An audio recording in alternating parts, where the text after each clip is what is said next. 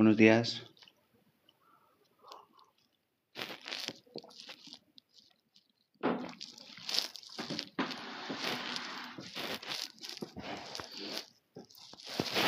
Hola Maribel.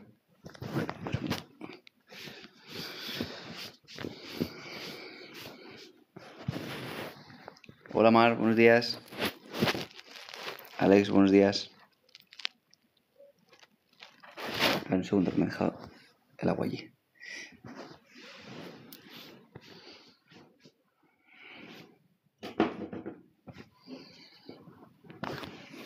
Ahora.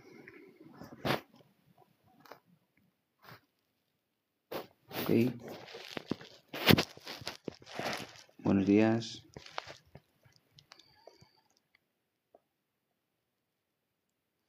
Hola Maite, buenos días.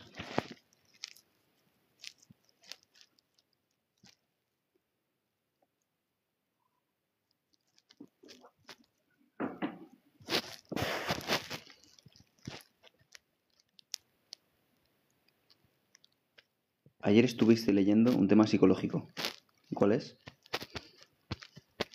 Eso me pasa a mí desde que empecé a estudiar psicología. Me parece todo súper interesante.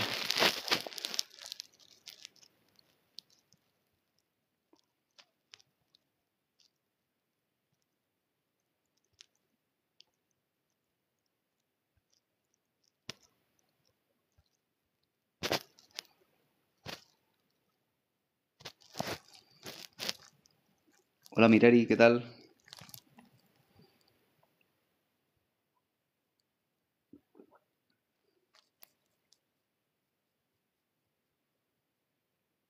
Los tiempos entre hombres y mujeres en las etapas del enamoramiento. Pues estoy en el salón de mi casa.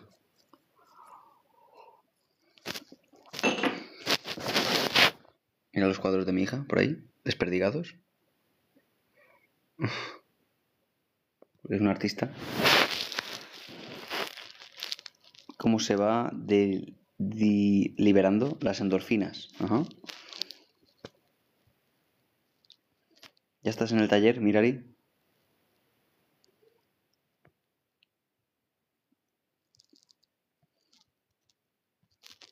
Imagino que lo del taller se va complicando conforme empiece el frío, ¿verdad?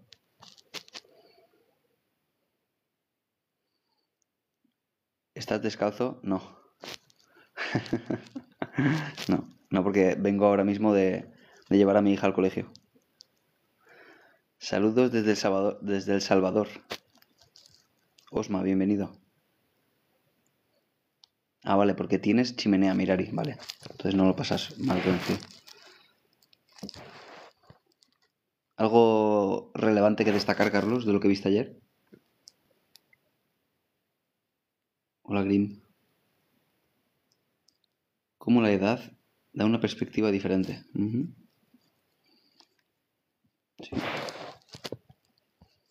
¿Pero fue en un libro o dónde estuviste investigando eso?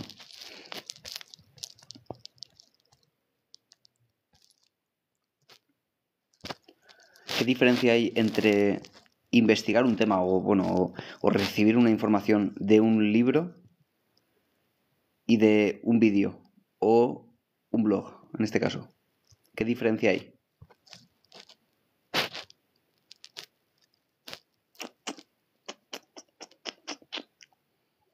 ¿Hay alguna diferencia entre leer en una página de internet, en un vídeo de YouTube, por ejemplo, o en un libro?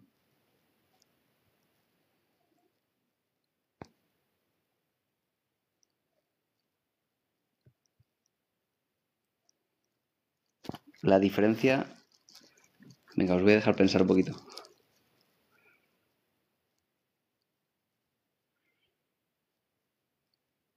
¿Cuál es la diferencia?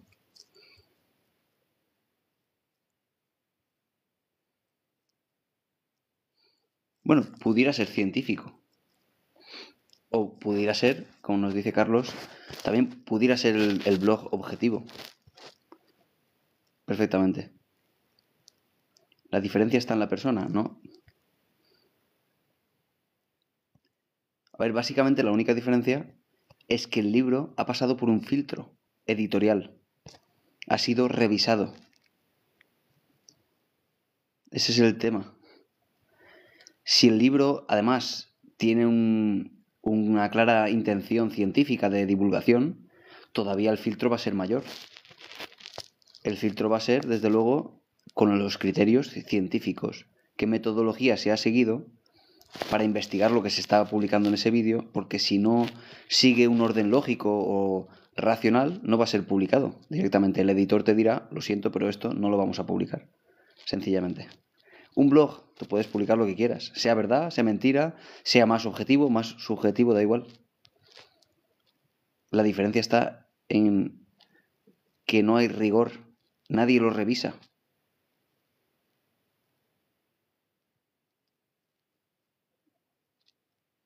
No, pero no me refiero, Carlos, a que sea, por ejemplo, este blog deficiente a la hora de mostrar esta información, en absoluto. Hay blogs muy buenos, información en Internet muy buena e información en Internet muy mala. Solo que, como digo, no hay revisión. Las editoriales, desde luego, tienen su gran trabajo y no es una sola persona, son equipos enteros que revisan tanto a nivel pues lingüístico, estilístico y sintáctico incluso, pero aparte hay un trabajo de que aquello que se diga sea verdad, sea riguroso, sobre todo si es un libro con índole científica o algún tipo de intención de divulgación. Si es un libro literario, también, ¿eh? Como os dije, yo soy escritor y claro, cuando uno escribe algo sobre, por ejemplo, otra época, va a tener que realmente corroborar si no te lo van a publicar. O te van a hacer mención cuando hayan revisiones, te van a hacer mención de que esto no es así. Sencillamente lo tienes que cambiar.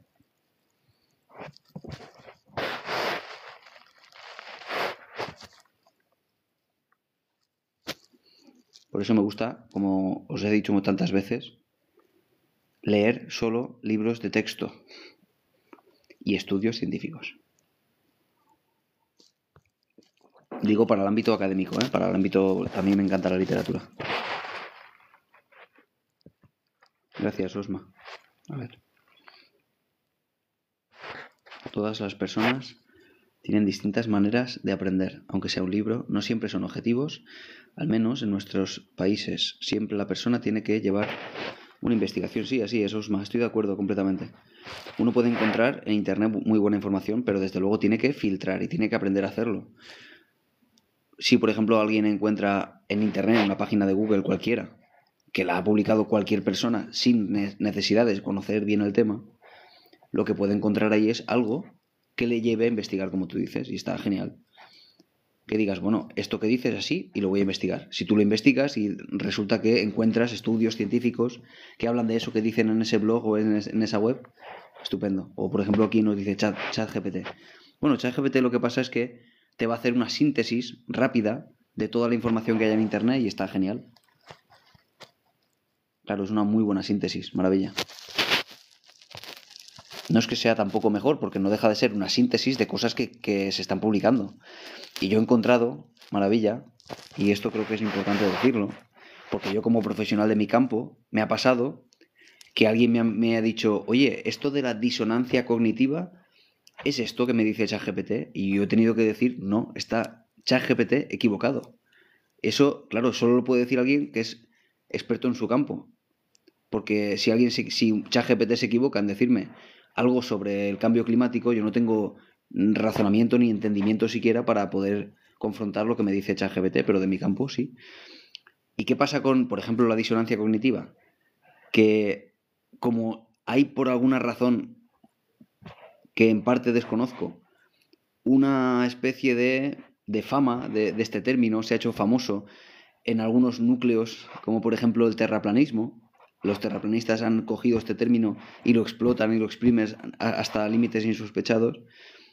Se ha entendido mal y como tanta gente, tantos miles o quizá cientos de miles de personas hablan de este término de forma errónea, ChatGPT lo recoge todo y me muestra el reflejo de lo que en su gran mayoría de personas están hablando sobre esto. Con lo cual está dando una información errónea. ChatGPT se equivoca. sencillamente porque está recogiendo miles de datos de muchos blogs y información. Así que ChatGPT se puede equivocar por esa misma razón.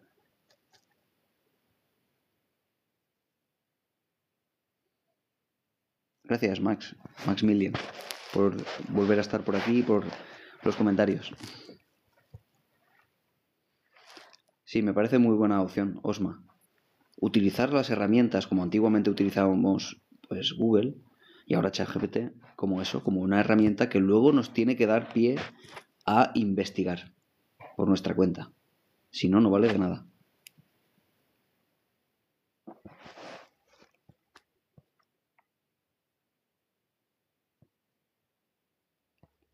Por cierto, ¿cómo diríais que se investiga, aparte de ChatGPT, para saber de algo? Porque esto es importante. Uno debería de ser capaz de tener al menos cierta noción de cómo se investiga a nivel científico. Uno debe encontrar o de corroborar aquellas hipótesis que tenga o que ha encontrado en Internet mediante estudios científicos. ¿Cómo se hace eso? Pues ahí, por ejemplo, hay bases de datos, hay algunas de pagos, de pago, otras que son gratis, como el Google Académico, para encontrar precisamente con palabras clave, como un buscador, estudios científicos. Si vosotros encontráis un estudio científico con toda su estructura del estudio científico, con el abstract, la introducción, la metodología, el resultado, los resultados, etc., vais a encontrar que en ese estudio se está de algún modo confirmando aquello que se dice en Internet. Y eso es lo que necesitamos. Más allá de un estudio, lo que sobre todo va a acabar de corroborar si algo es cierto o no, también en esa base de datos, va a ser lo que llamamos un metaanálisis. Un metaanálisis es un estudio de estudios científicos, o sea, es decir, un estudio que recoge todos los estudios sobre un mismo tema y ahora sí, con tantísima cantidad de datos, se confirma o no si aquello que se estaba investigando es así o no es así. O digamos qué factores mediadores hacen que eso sea así o quizá no sea así. O sea, eso es el tema. Y debemos aprender a manejarnos en esa forma de investigar, porque si no caemos en un montón de errores. ¿Han escuchado del caso de Adam Rein? No, no sé qué es, ni quién es.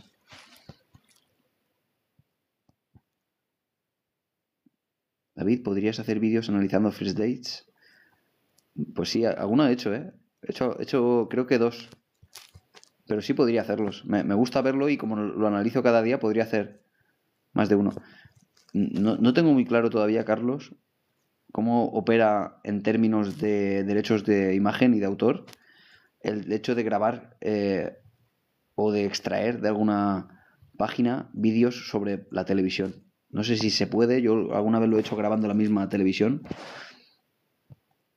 y no sé qué pasaría si publicase directamente un trozo del vídeo, no lo sé. Hago lo que puedo, maravilla, hago lo que puedo.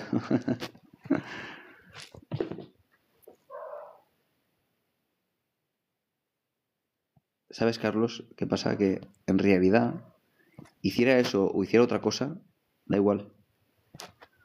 Nada funciona del todo, en realidad. ¿Sabes? Carlos, parece, desde el punto de vista de que quieras verlo, que si hiciera una cosa o hiciera otra, de algún modo el perfil funcionaría mejor. Y no es así. Nada funciona. Nada. Los que han triunfado en las redes sociales te dicen lo que tienes que hacer es esto que a mí me ha funcionado. No, le ha funcionado a esta persona en su contexto concreto por alguna peculiaridad también inherente a la persona, que no se puede extrapolar a la utilización de las redes de los demás. Cuando se utilizan esas técnicas que todo el mundo promulga y te dice en internet, no funciona. David, ¿cuándo tienes tiempo para despejarte y aclarar tu mente el fin de semana? Y por las noches, cuando se va mi hija a dormir.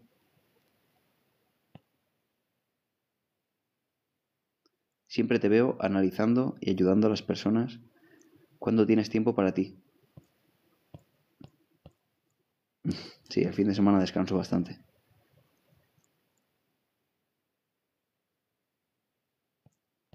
A ver, ese caso confirma todo lo que dice usted. ¿Y de qué es? Hazme un resumen, Max.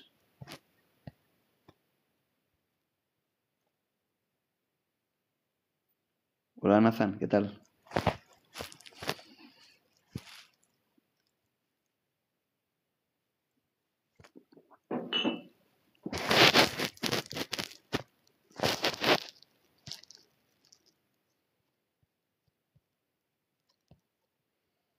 ¿Qué sabio consejo te refieres, Carlos, al buscar información en Internet, ¿verdad? ¿Verdad? ¿Te refieres a eso? A ver. David, ¿has leído que un chico te ha puesto estaría genial? No sé, me lo he perdido, maravilla. ¿Qué es? Ah, sí, lo de los vídeos de First Dates. Decía que sí, había hecho alguno, pero sí, podría hacer. Tendría que aclarar eso, de los derechos de autor. No sé cómo está el tema de poner vídeos, trozos de vídeos de la televisión. No sé si se puede, si no se puede. Con 23 años no he hecho nada con mi vida. Voy tarde.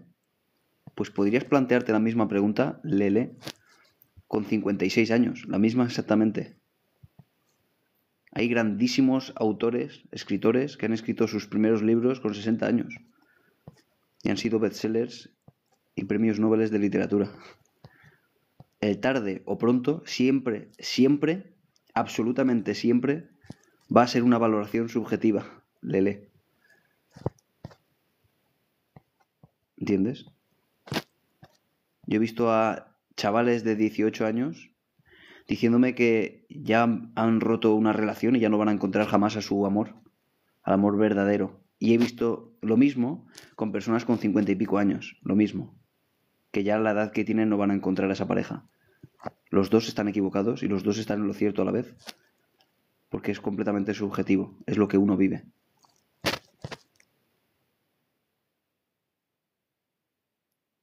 ¿Estás bien? Te noto como cansado. Sí, no, es porque estoy aquí tumbado en el sofá. Maribel, estoy bien, estoy bien. Hola, Lisette. Estoy bien, estoy bien. Además estoy descansado. Ayer me fui a jugar al pádel con mi mujer, que nos ha dado por jugar al pádel ahora, hace muy poco que hemos empezado. No tenemos ni idea ninguno de los dos. Nos fuimos a patinar por la tarde. Muy bien. Miento. A ver. ¿Qué pruebas se hacen para detectar el autismo? Por ahí hay muchas. Hay una que se llama el A2, que es la que más se utiliza. Creo recordar que era A2. Hay muchas pruebas específicas para eso.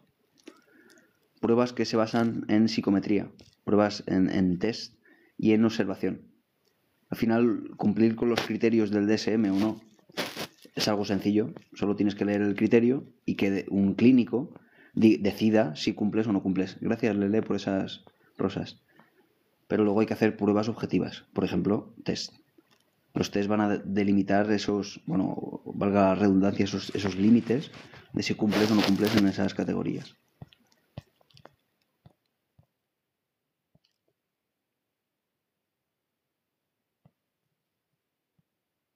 A ver.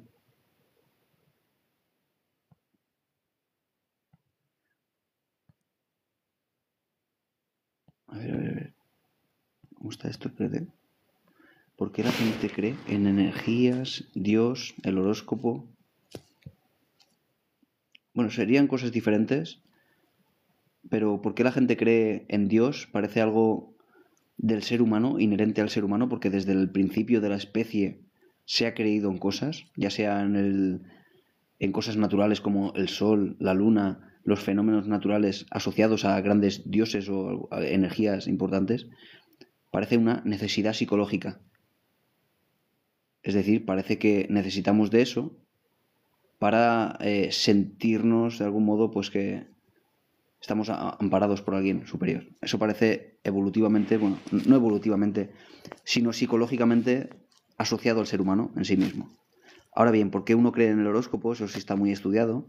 Es el efecto Barnum y es la interpretación subjetiva errónea de una generalidad que se dice en un texto, completamente generalista, que no dice absolutamente nada. Y, por otra parte, los sesgos de atención y de memoria. Es decir, cuando el horóscopo acierta mínimamente en algo y te dice cosas como que ayer, o te dice, hoy vas a tener una cita y resulta que tienes una cita ese día, dices, madre mía, ¿cómo ha acertado? ¿Cómo es posible? Le prestas atención, crees que tiene una fuerza predictiva que no tiene, y cuando falla no le haces caso. Hay un sesgo en la atención, solo prestas atención cuando acierta de forma aleatoria. Hay un sesgo significa un error sistemático en la atención y la memoria. A ver, era un adolescente en Estados Unidos que usó ChatGPT para acompañarla en su depresión, no me digas. Y yo creo que tienes un español muy bueno. A ver, ¿qué pasó finalmente?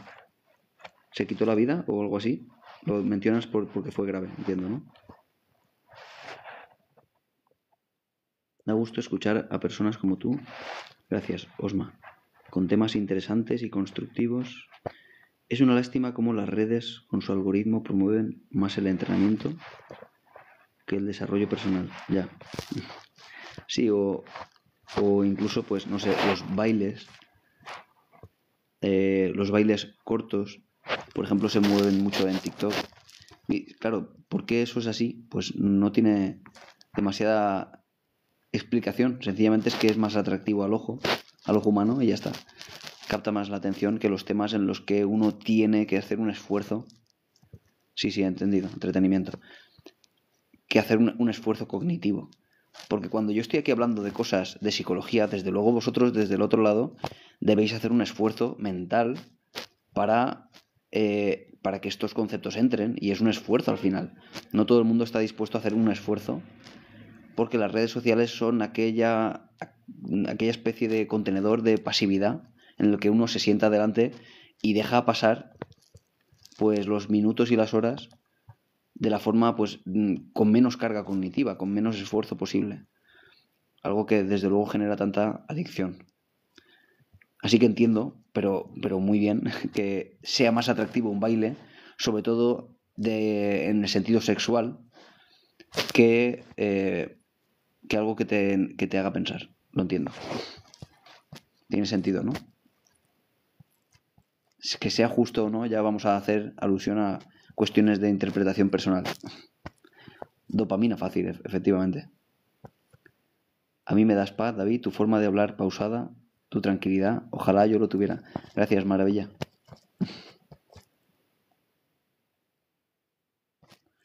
A ver, ya no pregunto más. A ver, entiendo, Marilé, que has preguntado más veces y no te he hecho caso. Lo siento. Hago lo que puedo, como siempre. Sois ahora 200 personas aquí en TikTok y 23 en YouTube. Así que, como siempre, hago lo que puedo y contesto lo que puedo. ¿Por qué un personaje explota por cualquier cosa y luego se arrepiente? ¿Por qué explota por cualquier cosa? ¿Y cómo explota? Es decir, ¿te refieres, Marilé, a que se pone agresivo, que grita, que insulta? Bueno, al final lo que pasa ahí es que tiene rabia y una incapacidad de gestionar sus emociones, ¿no? Hola, Ronald. Ahora bien, ¿por qué razón hemos hecho alusión muchas veces a la causa universal para todo ser humano detrás de la rabia? Y es universal porque todos tenemos estos procesos detrás de una emoción, solo que luego para cada uno supone diferentes cosas. Cuando uno se enfada con otra persona o con una situación incluso, es por una única razón, y es que siente que aquello que está viviendo no es justo. El problema es que para unos es justo una cosa y para otros es justo otra cosa. Es una pura interpretación de lo que está viviendo. Esa es la única explicación por lo cual una persona es que se enfada, y en la misma situación otra persona que debería enfadarse igual no se enfada. Porque somos grandes procesadores de información. No vivimos jamás las cosas tal y cual son. Las vivimos a través de nuestros filtros, tanto biológicos como psicológicos. Y cuando llega eso de verdad al área prefrontal, lo que nos hace pensar, ha pasado por tantos relevos que ya no se parece ni de lejos a lo que uno experimentó. Y me refiero a procesos biológicos también en cuanto al ojo y cómo procesamos lo que entra a través del ojo, que son básicamente cuestiones muy físicas y básicas como fotones. Eso es lo que vemos. ¿Por qué si entran fotones por el ojo uno se enfada de lo que está viendo? ¿Por qué razón?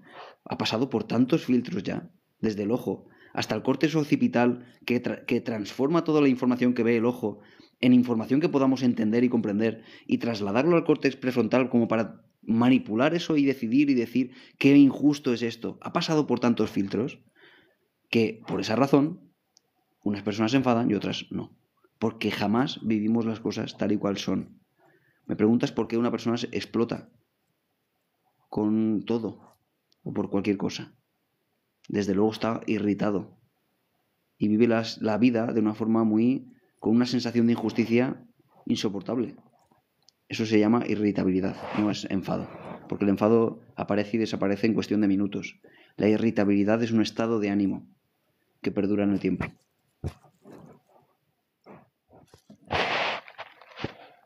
Te acabo de empezar a escuchar y me gusta tu manera de hablar, tu acento también.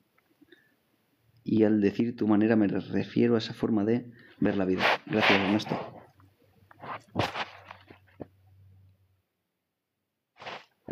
A ver, el Señor habla con ciencia y no con pasión. ¿Señor soy yo o te refieres al otro Señor?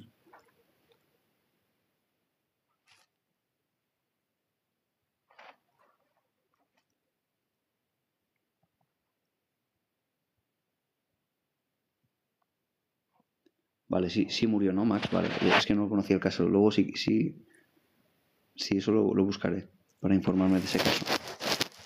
Pero desde luego que aquí han preguntado alguna vez respecto de si es recomendable pedir ayuda psicológica a ChatGPT. Bueno, si lo que pasa es, como nos decía Maravilla por aquí, buscar información, no estoy en contra en absoluto, es información, es una gran herramienta. Pero si uno tiene un problema psicológico, un trastorno psicológico como es la depresión, no puede uno interactuar con ChatGPT como porque se está jugando la vida directamente.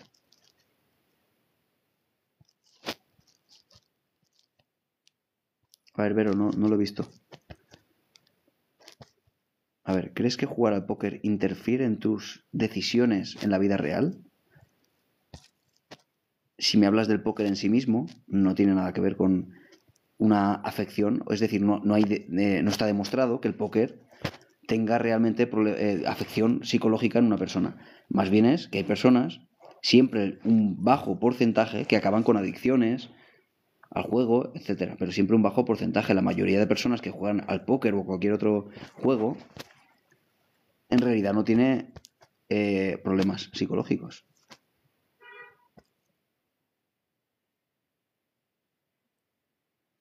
Me muero de risa con lo del señor. Soy yo, el otro señor. Es que no sabía si se refería a mí por lo del señor. ¿Lo ves? Era a mí. Maribel se refería a mí. ¿Lo ves como mi duda era razonable, Maribel? Era razonable mi duda. Estaba basada en algo. La base es buscar ayuda y hablar con alguien o con un especialista mejor. Así es.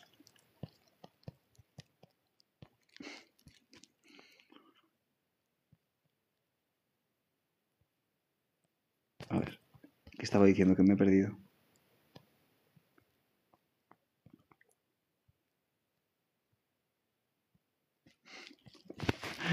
Ay, Maribel.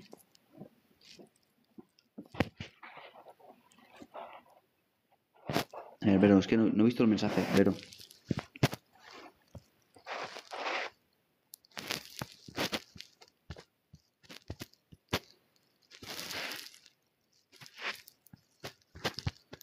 Si puedes preguntar otra vez, porque es que para encontrar el mensaje ahora...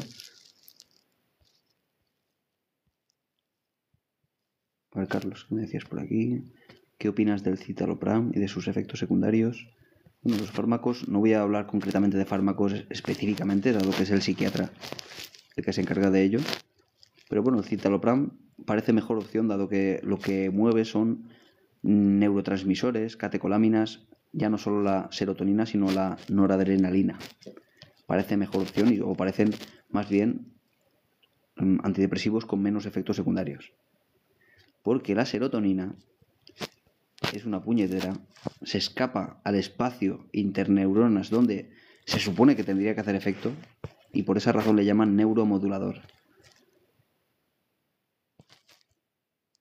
A ver, el aislamiento que puede producir la adicción al Internet puede producir depresión. ¿Cómo afecta el ser poco sociable?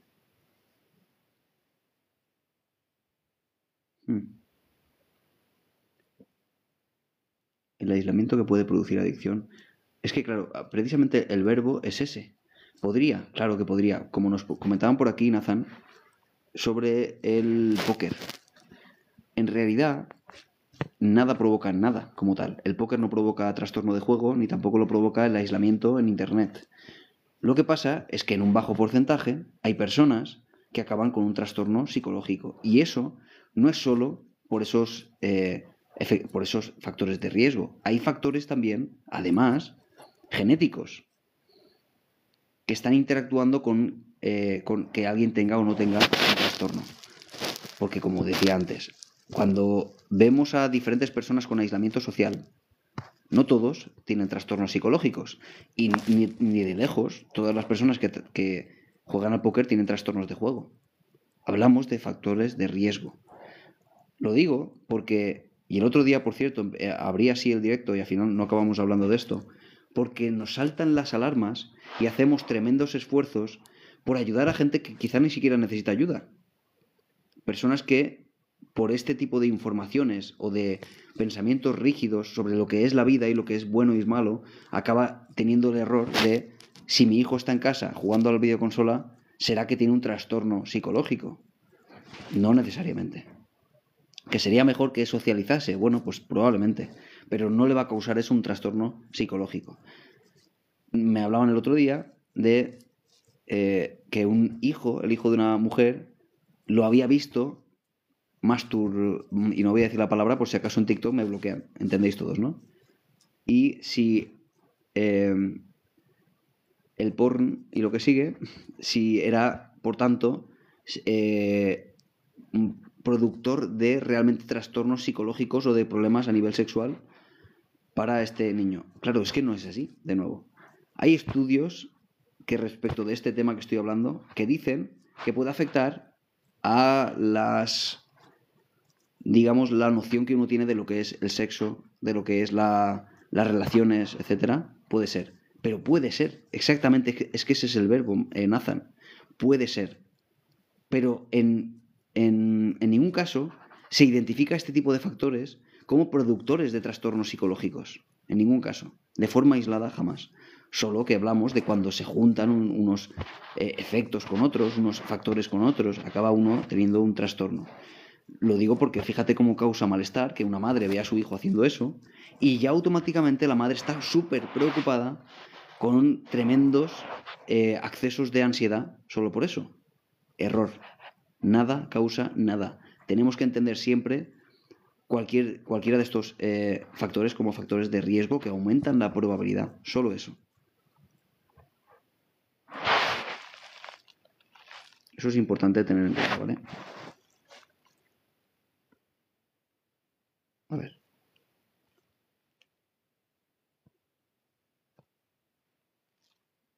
A ver, mi hija falleció de cáncer y me dijo la materia no existe.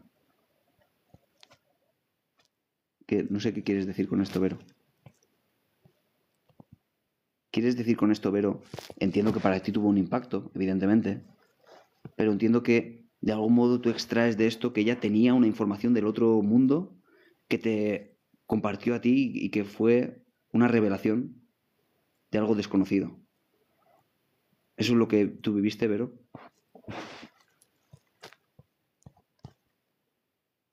Quiero saber qué significa la materia. Al final lo que pasó fue exactamente eso, el impacto emocional que tuvo para ti que utilizase palabras y en realidad cualquier palabra que hubiera utilizado hubiera tenido un impacto para ti, aunque hubiera dicho que Papá Noel existe, quiero decir. De lo que se trata de la vida y de la muerte, no hay investigación respecto de eso, no hay nada que sepamos de lo que es la muerte después de la vida, pero entiendo el impacto que tienen incluso las ECM, cuando uno experimenta la muerte y luego vuelve a la vida en procesos naturales como la ECM, cree experimentar cosas extra o transhumanas que realmente no tenemos evidencia de ello. Son solo procesos, en principio, psicológicos.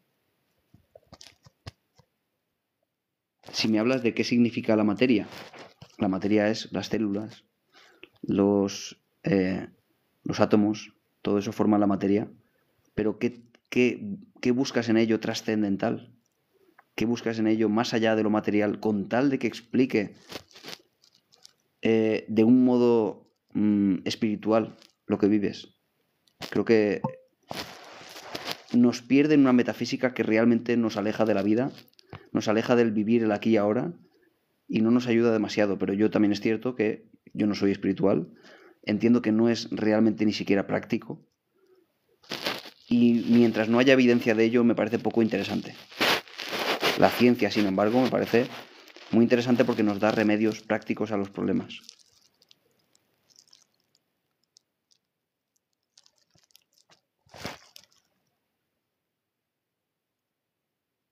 ¿Y cómo lo vives tú todo esto? ¿Cómo lo llevas? No sé cuánto tiempo hace, Vero, de todo esto. Pero entiendo que fue para ti un impacto muy grande. A ti, Vero.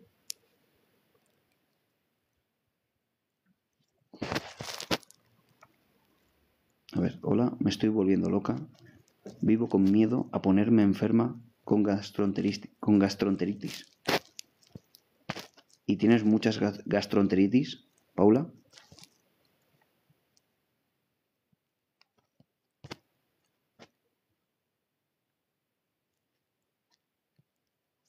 Muy bien, Carlos.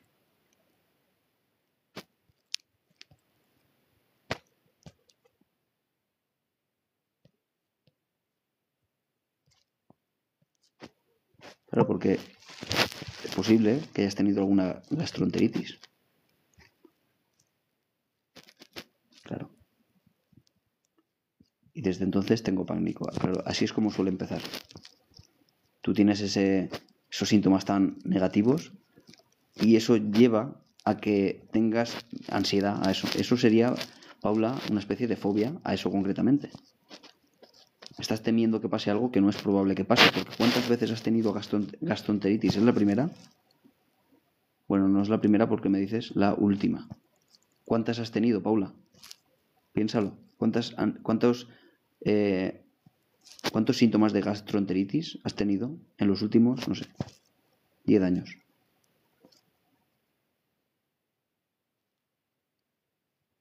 La ansiedad, sevillano, es una emoción secundaria. Se le llama secundaria porque no tiene un patrón facial, de expresión facial. No, pero Paula, dime cuántas en 10 años. ¿Cuántas gastroenteritis? La ansiedad, como digo, es una emoción y no es una enfermedad. Por lo tanto, como no es una enfermedad, no es que tenga cura ni que sea dañina en sí misma. Ahora bien, si me hablas del trastorno de ansiedad, sí tiene tratamiento y además muy eficaz. El tratamiento cognitivo-conductual es muy, muy eficaz. Más del 80% de los pacientes acaban de solucionar ese trastorno en pocos meses.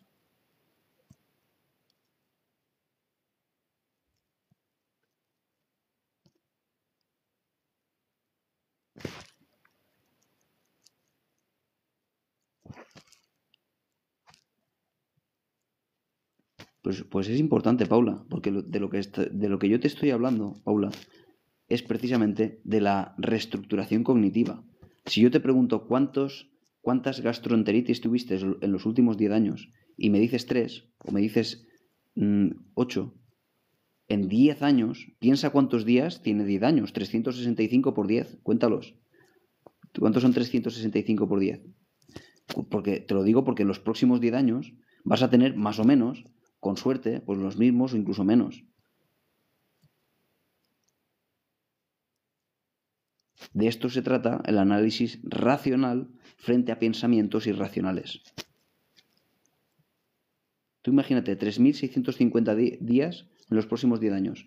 ¿Qué probabilidad hay de que mañana, por ejemplo, tengas una gastroenteritis?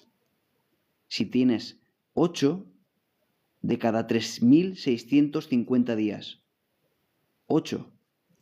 ¿Te imaginas? 8 de cada 3.650 días. Ahora divide 8 entre 3.650 días.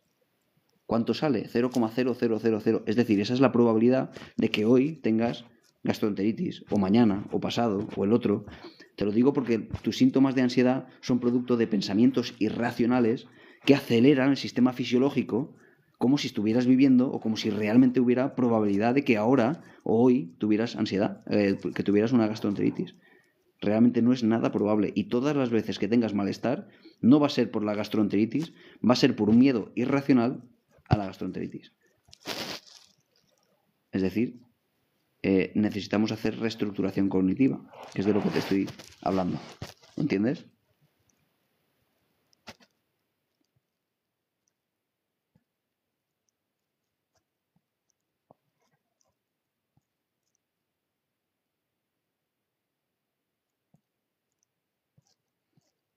A ver, sevillano me dices, y en meses menos. Eso de que se cura lo discrepo. Pero tú me hablas de tu experiencia, ¿no? Sevillano, el por qué a ti no te ha funcionado la terapia, habría muchas razones. Pero de que el hecho de que la terapia cognitivo-conductual es muy, muy efectiva para el tratamiento de la ansiedad no es una opinión mía, es la evidencia científica. Ahora bien, ¿por qué a ti no te ha funcionado? Porque yo te decía antes que más del 80% de las personas mejoran con este tratamiento hasta dejar de tener ansiedad o trastorno de ansiedad. Hay después un pequeño porcentaje, en este caso menor del 20%, que quizás sea tu caso, en el cual no ha funcionado la terapia, y hay muchas razones, pero no se trata de que con estas personas ya no haya nada que hacer. Es que hay otro tipo de terapias como la interpersonal, terapia de pareja, hay muchas formas de acceder a la ansiedad y la depresión mediante otro tipo de terapias que también son efectivas. ¿Entiendes?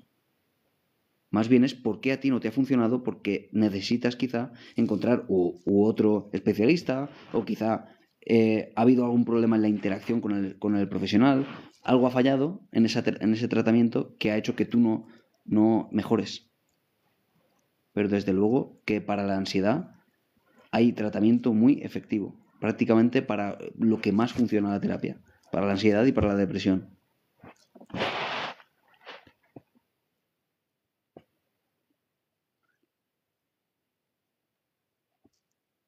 Existe el término, pero ¿y psicólogos?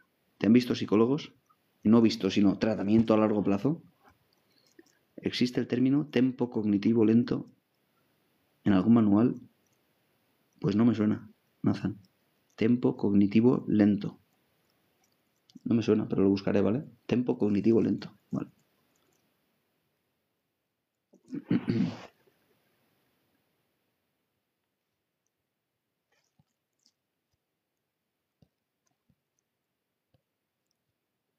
Pero has hecho tratamiento psicológico, no psiquiátrico, con las pastillas. Me refiero a psicológico. Claro, pero no hablo de que valga dinero o no valga. Hablo de que soluciones tu ansiedad. No hablamos de si vale o no vale dinero, sino de si tiene o no tiene cura, como tú lo llamas, el trastorno de ansiedad. Claro, es que en este caso, fíjate, estamos hablando de que no te ha funcionado porque tú has ido al de la seguridad social y están 10 minutos contigo. No te ha funcionado el tratamiento porque no has hecho tratamiento psicológico nunca. El tratamiento psicológico opera, y te digo en 2 o 3 meses, a razón de una sesión semanal, que vale dinero, claro, pero no te ha funcionado porque no lo has hecho siquiera. Eso es una posibilidad, claro, evidentemente. Pero es que tú lo que has hecho ha sido tratamiento psiquiátrico.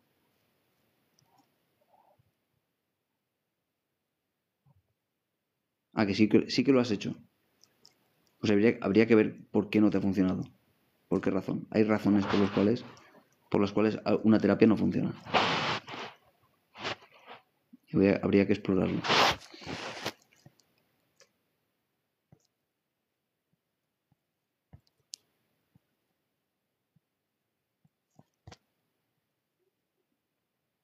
¿El tratamiento para la ansiedad puede funcionar una sesión al mes?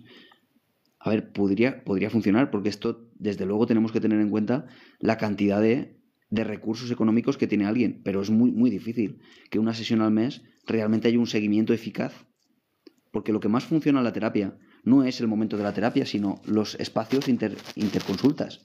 Es decir, qué pasa entre consulta y consulta.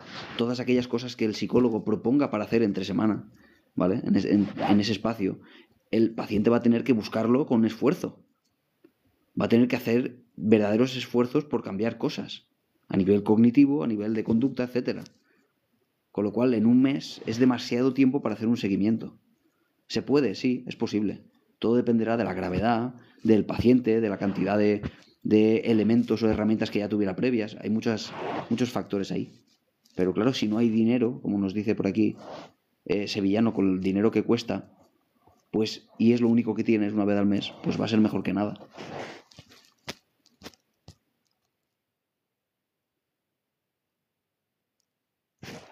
¿Tenías una pregunta, Max?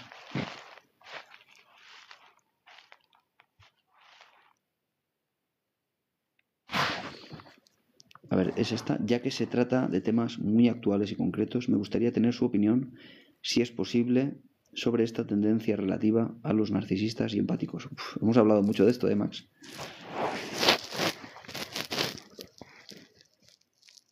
Creo que lo dices muy bien. Tendencia relativa. Porque no hay más narcisistas. Solo es el término que le ponemos a aquellas personas que nos caen mal, que sentimos que nos hacen daño, etc. Es como le llamamos, pero no son más narcisistas. Narcisistas hay muy pocos en el mundo. Me refiero a trastorno narcisista de la personalidad. No ha variado, no hay más que antes. Solo que hay más fama de este término, solo eso.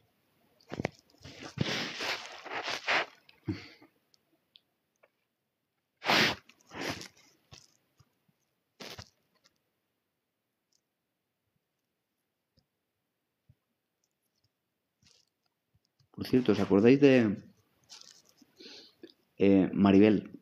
Tú que estás por ahí. ¿Os acordáis del término de cuando me preguntaste sobre la depresión? Eso es, capullos con narcisistas. Estamos confundiendo términos, quizá. ¿Os acordáis de que hablamos de la depresión, de cómo un psicólogo se adapta, incluso en su lenguaje no verbal, su voz, su forma de hablar, a el estado emocional del paciente, con tal de intentar auparle de algún modo, ¿verdad? Hablamos de eso el otro día.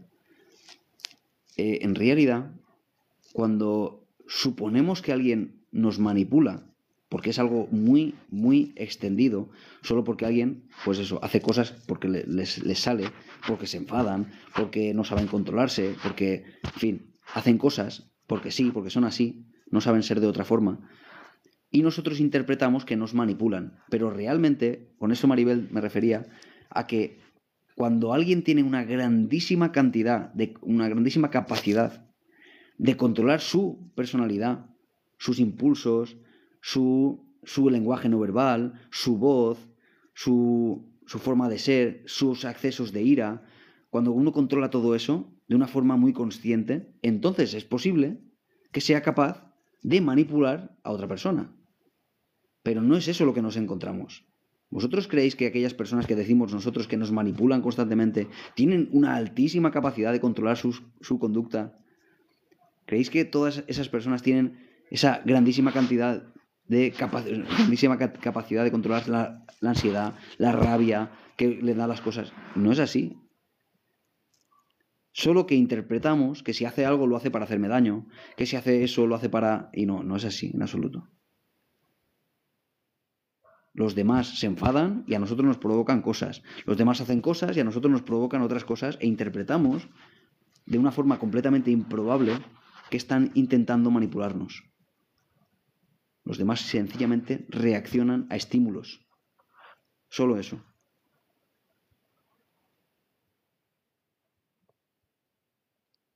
Ahora, en un pequeño porcentaje, nos encontraremos con alguna persona que sea más de psicoticismo. Si es posible, pero va a ser muy poco probable. Me imagino que no, pero si te lo dicen muchas veces, tendrás que hacer algo, ¿no? ¿A qué te refieres, Lisette?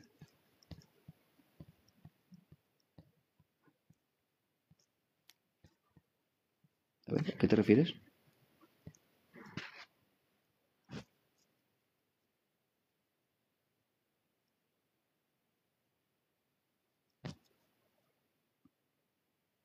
¿Mola tu life?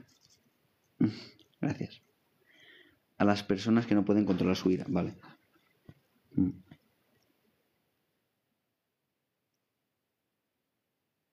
Claro, por eso siempre digo, Lisette, que cuando alguien me dice, es que estoy con una persona narcisista, es que estoy con una persona que me manipula todo el rato, evidentemente no. Y eso no quita que tú estés viviendo un malestar con esa persona, que no sabe controlar su ira, evidentemente. Desde luego lo que debemos hacer lo primero es quitar esa interpretación de que lo hace para hacerme daño. No, es que lo hace porque no se sabe controlar. Eso es lo primero. Pero eso quita que dejemos hacer todo lo que quiera la persona. No, no quita eso. Desde luego, sea o no sea narcisista, que es lo de menos, debemos aprender a poner límites a las personas que nos está causando a nosotros un malestar. Y esos límites supone que podamos convivir con esa persona. Y los límites, como hemos hablado tantas veces, no es decirle al otro, no hagas esto, no me digas esto de esa manera, no me hables mal, no me grites. Es los límites que ponemos nosotros. Los que ponemos nosotros. ¿Qué vamos a hacer nosotros si el otro trasvasa mi límite? ¿Qué voy a cambiar yo de mi conducta? No del otro, porque no podemos obligar a los demás a hacer lo que nosotros queramos. Eso no es un límite, porque los límites en no se estarían trasvasando constantemente. Es qué consecuencia voy a imponer yo si el otro hace algo. Es que yo contigo aprendí a contenerle, pero no es justo. Que él no haga algo para mejorar. Ya, claro.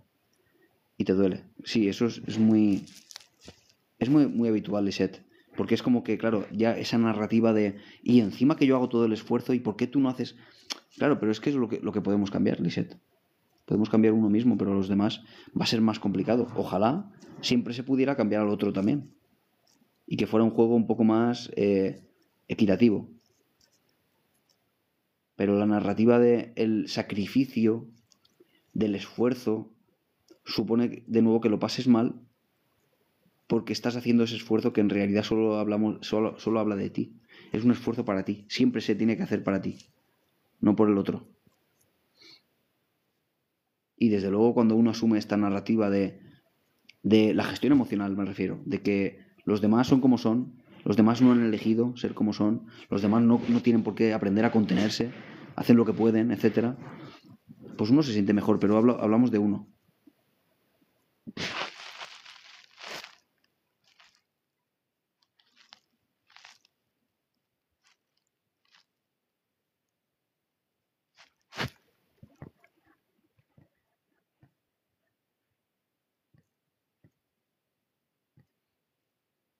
Buenos días, Sonia. Pero cansa ser siempre uno, claro. Claro, Maribel, así es. Es como dice Lisette, al final da la sensación de injusticia, ¿no? Y la sensación de injusticia da rabia. Pero de nuevo, el motivo de tu rabia o el motivo de tu cansancio, de nuevo, tenemos que hacer siempre alusión al origen, el origen del malestar. De nuevo, es la injusticia. Eso hace que te enfades, no la otra persona con su forma de ser. Si sientes que estás viviendo una injusticia, te vas a enfadar. Siempre. Cambia la sensación de injusticia o cambia la situación. Cualquiera de las dos es válida. Pero no siempre se puede cambiar la situación. Dado que no siempre se puede cambiar la situación, vamos a tener que ser capaces de desprendernos del tener la razón.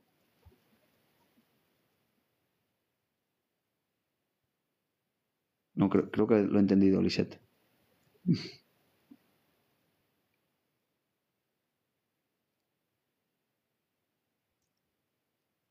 Gracias, Mar.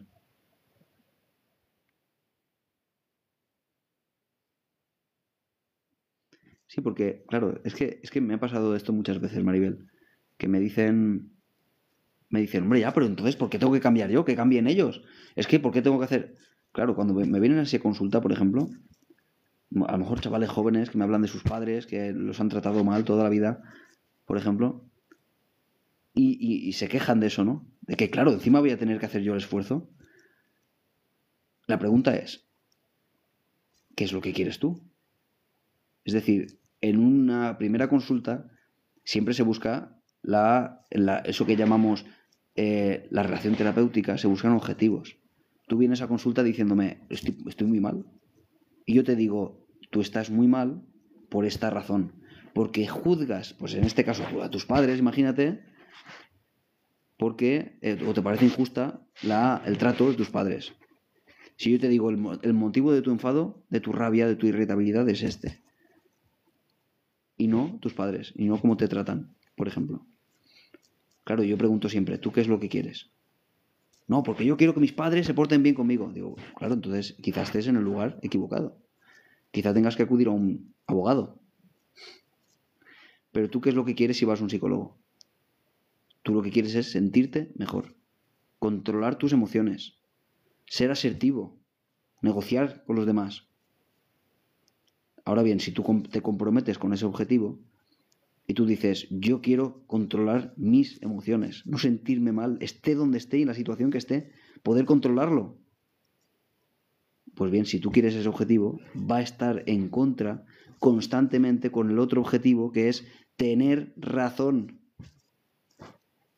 En tu mente te va a estar diciendo todo el rato, no, porque es que encima viene y me habla así y es que... Y aquí está tu mente dándote otra vez en contra del otro objetivo que es el tener razón. Está siempre peleando uno con otro. Si tú comprendes y vuelves al origen otra vez, cada vez que te asalten esas dudas, el origen es que yo quiero, yo sé qué es lo que quiero, que es controlar mis emociones. Si vuelves a ese origen, se te pasa. Porque no vuelves otra vez a intentar tener razón. Tengas razón o no.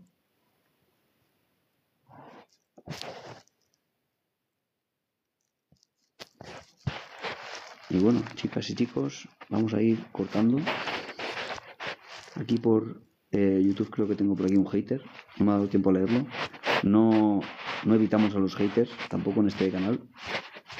Lo gestionamos. Pero no me ha dado tiempo. Creo que me ha dicho algo aquí de que los psicólogos no valen para nada o algo así. No me acuerdo bien. Pues eso. Así que mañana hablaremos de todo esto. Me preguntan por aquí por la envidia, la soberbia, la lujuria. ¿A qué se debe? Me preguntas, Carlos. Esto es muchas preguntas diferentes. La envidia una cosa, la soberbia la otra, la lujuria. Son diferentes preguntas para un rato largo.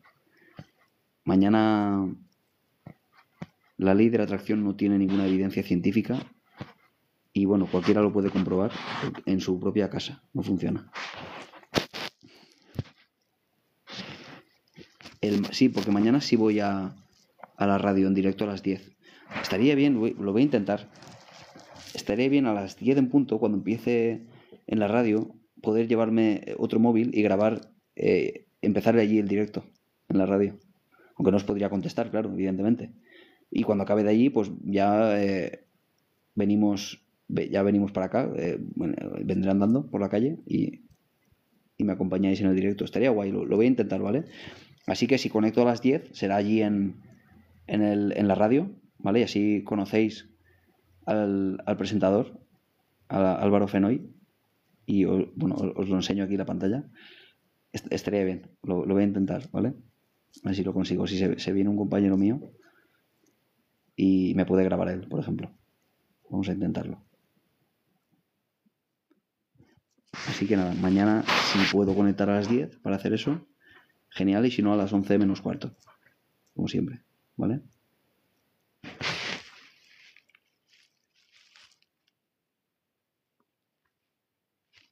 A ver. Bueno, me despido en YouTube. Muchas gracias a todos los que estáis por aquí. Hasta mañana a las 11 menos cuarto o 10, dependiendo de la situación, si lo consigo apañar. Adiós, adiós. Gracias, Marta.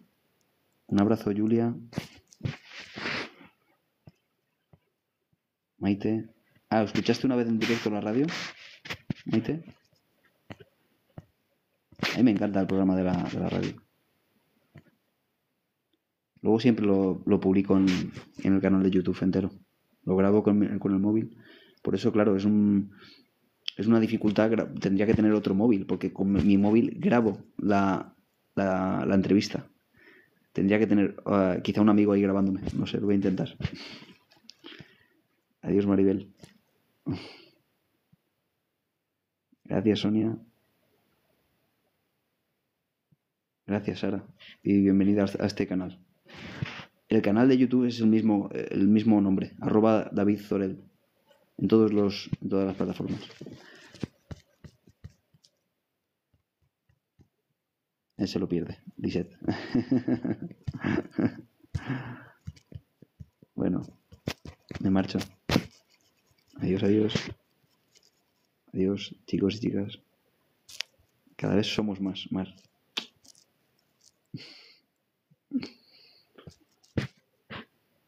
Adiós, adiós.